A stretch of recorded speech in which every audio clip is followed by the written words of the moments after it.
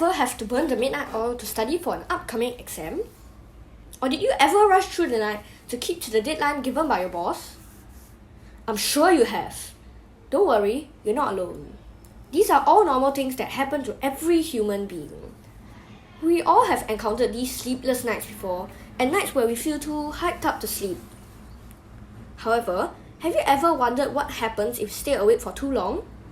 This unnatural lack of sleep is also known as sleep deprivation.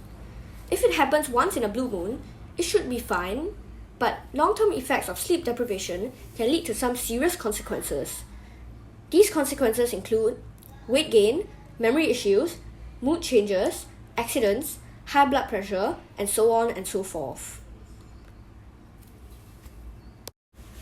So, you may ask me, how long should we stay awake every single day? To meet the CDC, or also known as Center for Disease Prevention's recommendation, you should not stay awake for more than 17 hours. But let's say you decided to ignore all that and go on a challenge of staying awake for 72 hours.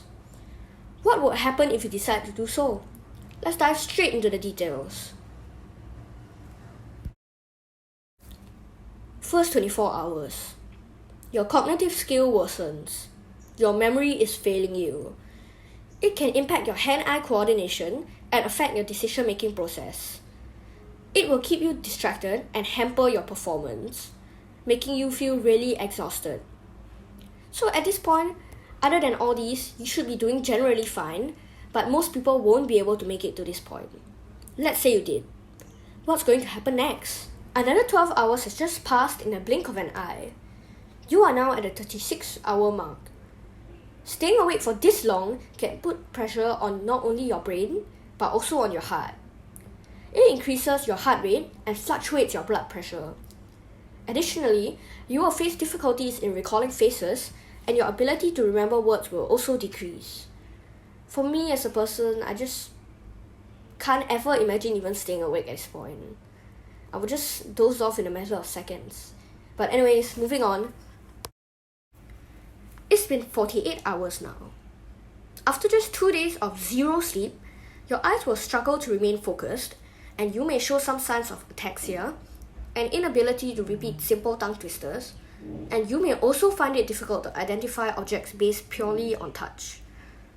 Studies also claim that not sleeping for 48 hours will dramatically reduce your white blood cells.